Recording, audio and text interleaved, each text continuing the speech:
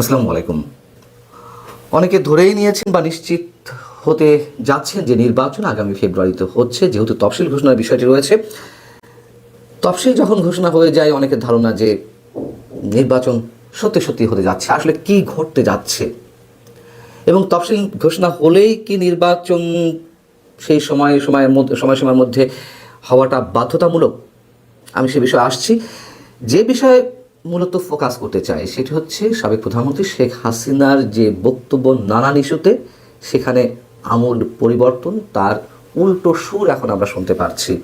ভারতীয় বার্তা সংস্থা IANSlive.com-এ গত মঙ্গলবার শেখ হাসিনার একটি সাক্ষাৎকার প্রকাশিত হয়েছে। ইমেইলে সাক্ষাৎকারটি প্রকাশিত হয়েছে। এর আগে আপনাদের জানিয়েছিলাম যে খালেদা জিয়া প্রসঙ্গে তিনি কী মন্তব্য করেছেন। তিনি তার উদ্বেগ জানিয়েছেন, খালেদা জিয়ার আশু সুস্থতা কামনা করেছেন।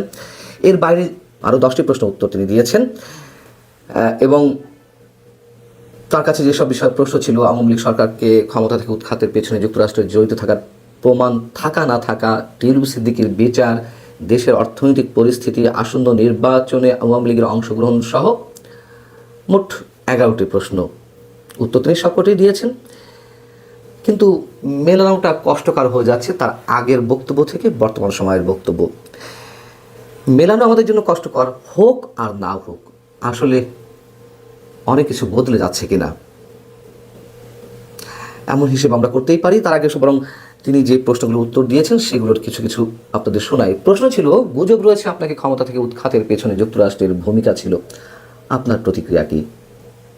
উত্তরে তিনি বলছেন, যুক্তরাষ্ট্র প্রকাশ্যে জড়িত থাকার কথা তিনি স্বীকার না করে বলছেন, এখন পর্যন্ত এর নিশ্চিত প্রমাণ পাওয়া যায়নি। প্রমাণ ছাড়া অভিযোগ করলে স্থিতিশীলতা, জবাবদিহি ও জাতীয় ঐক্য পুনরুদ্ধারের বাস্তব কাজ থেকে মনোযোগ সরে যেতে পারে। অথচ এর আগে ভারতে আশ্রয় নেওয়ার পর থেকে তিনি দ্য প্রিন্ট সহ আরও বিভিন্ন জায়গায় যেসব কথা বলেছেন তা তো আমরা সবাই জানি। তিনি বলেছেন, সেন্ট মার্টিন এবং বঙ্গোপসাগর আমেরিকার হাতে ছেড়ে দিলে আমি ঠিকই ক্ষমতায় থাকতে পারতাম। এমন বক্তব্য তিনি ভারতে যাওয়ার আগে আরও অসংখ্যবার বলেছেন, বিভিন্ন বক্তব্যে, বিবৃতিতে, সেমিনারে। এও বলেছিলেন যে যুক্তরাষ্ট্রের সঙ্গে গ্যাস চুক্তিতে তিনি রাজি হননি বলেই 2001 সালের নির্বাচনে তাকে জয়লাভ থেকে বঞ্চিত হতে হয়েছে। IANS-এর প্রশ্ন ছিল, আপনি কি মনে করেন মোহাম্মদ ইউনূসের নেতৃত্বে অন্তর্বর্তী সরকার বাংলাদেশের স্বার্থবিরোধী বিদেশি শক্তির সঙ্গে কাজ করছে? জবাবে শেখ হাসিনা বলছেন, আমি অতিরিক্ত অনুমান করতে চাই না, তবে আমাদের জাতীয় বিষয়ে বাইরের হস্তক্ষেপের উদ্বেগজনক লক্ষণ আছে। আমি বারবার দেশের বিভেদকে কাজে লাগানো বিদেশি মধ্যস্থতার বিরুদ্ধে সতর্ক করেছি। বিশ্বাসযোগ্য অভিযোগ উঠলে তা স্বচ্ছতার সঙ্গে তদন্ত করা উচিত।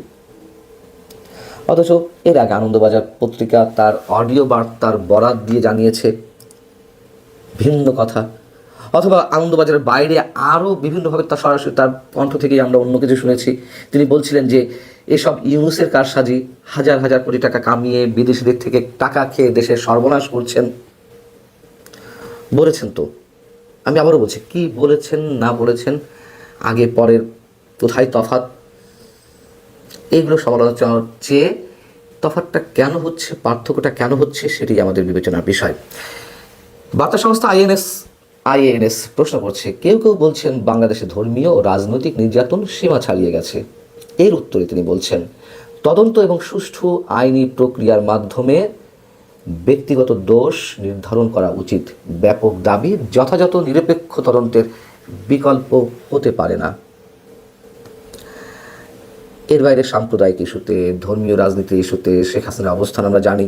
তিনি সরাসরি যে মন্তব্য করতেন, অবশ্যই মুক্তিযুদ্ধের চেতনার যেই বিষয়টি সেই আলোকে। তবে একটি বিষয় তিনি কয়েকদিন আগেও যা বলছেন, এখনও তাই বলছেন, সেটি হচ্ছে আইসিটির রায়কে আগের মতোই, তিনি যে পক্ষপাত এবং রাজনৈতিক উদ্দেশ্য প্রণোদিত হিসেবে উল্লেখ করছেন, সেই বিষয়ে তার দৃষ্টি আকর্ষণ করা হয়েছিল। সেখানে তিনি বলছেন এই রায় পূর্ব নির্ধারিত, আগের মন্তব্যই তিনি পুনর্ব্যক্ত করছেন। আর নির্বাচনের বিষয়ে তিনি বলছেন, আমাদের লাখ লাখ সমর্থক সম্ভবত বাড়িতেই থেকে যাবেন, আপনি দেশের জনপ্রিয় দলকে নিষিদ্ধ করে তাকে অবাধ ও নিরপেক্ষ বলে উপস্থাপন করতে পারেন না। এই যে শেখ হাসিনার উত্তরগুলো দুই একটি ছাড়া, বিষয়গুলো কি ভেবে দেখার মতো নয়? মানে আমরা কি ধরে নেব যে ভারত থেকে বা ভারত সরকারের পক্ষ থেকে তাকে এই ধরনের সফটলি মন্তব্য করতে বলা হয়েছে, এই জন্য তিনি এই ধরনের মন্তব্য করছেন যুক্তরাষ্ট্র সম্পর্কে কিংবা ডক্টর ইউনূস সম্পর্কে? ভারত সরকার বা মোদী সরকার যদি বলেও থাকে, তার উদ্দেশ্যটা কি? নিশ্চয়ই কোনো কারণ আছে। আমরা কি তাহলে এগুলোই ধরে নেব যা শোনা যাচ্ছে? যুক্তরাষ্ট্র ভারতের সঙ্গে যে সম্পর্কের নতুন সমীকরণ, সেই সমীকরণের জায়গা থেকে কিন্তু প্যাসিফিক স্ট্র্যাটেজিতে বাংলাদেশের অবস্থানকে ঘিরে ভারতের যে অবস্থান, ভারতের যে চাওয়া, সেগুলোকে যুক্তরাষ্ট্র প্রায়োরিটি দিতে চাচ্ছে নতুন করে। অবশ্যই অনেক কিছু হিসাব করার রয়েছে। আর তফসিল ঘোষণার প্রসঙ্গে বলছিলাম যে তফসিল ঘোষণা হলেই কি নির্বাচন হওয়াটা ওই নির্ধারিত তারিখের মধ্যে বাধ্যতামূলক? না, নিশ্চয়ই না। তফসিল ঘোষণা মোটামুটি নির্বাচনে একটি রোড ম্যাপ। কবে মনোনয়নপত্র দাখিল করতে হবে, জমা দিতে হবে, কবে প্রত্যাহার করা যেতে পারে, কবে বাতিল ঘোষণা হবে, কিছু গাইডলাইন নির্বাচনী আচরণবিধি সম্পর্কে। এগুলোর বাইরে মোটামুটি যে তারিখ ঘোষিত হয় নির্বাচনে, সেই তারিখের মধ্যেই নির্বাচন করার একটা উদ্দেশ্য থাকে। কিন্তু নিশ্চয়ই বাধ্যবাধকতা নেই। যদি একটু মনে করিয়ে দিই যে 1990 সালের 15 ডিসেম্বর পঞ্চম জাতীয় সংসদ নির্বাচনে তফসিল ঘোষণা করা হয়েছিল। নির্বাচন হওয়ার কথা ছিল 1991 2রা মার্চ, কিন্তু ওই দিন সবে বরাত পড়ে গিয়েছিল। পরবর্তীতে পুনঃ তফসিল করে ভোটের তারিখ এগিয়ে আনা হয়েছিল। আপনাদের নিশ্চয় মনে আছে 17 ফেব্রুয়ারি 91। 2018 সালে একাদশ জাতীয় সংসদ নির্বাচনও পুনঃ তফসিল ঘোষণা করা হয়েছিল, অর্থাৎ প্রথমবার যে তারিখ ঘোষণা করা হয়েছিল জাতীয় সংসদ নির্বাচনের, সেটি থেকে সরে আসতে হয়েছিল। নতুন করে সেটি নির্ধারিত হয় কবে? 23 ডিসেম্বরের পরিবর্তে 30 ডিসেম্বর 2008-এর। 2007 সালের 22 জানুয়ারি নবম সংসদ নির্বাচনে তফসিল ঘোষণা করেন বিচারপতি এম.এ. আজিজের নেতৃত্বাধীন নির্বাচন কমিশন। পরবর্তীতে কি হয় আমরা সবাই জানি, পরেরটা তো ইতিহাস। 2007 সালের 11 জানুয়ারি সেনা সমর্থিত তত্ত্বাবধায়ক সরকারের আবির্ভাব ঘটল এবং সেই সরকারের অধীনে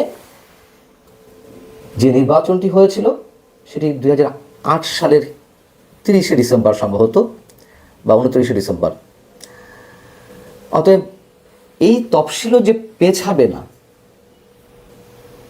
তার কি কোনো নিশ্চয়তা আছে? অভ্যন্তরীণ আন্তর্জাতিক যে খেলা চলছে নানান সমীকরণের মধ্য দিয়ে,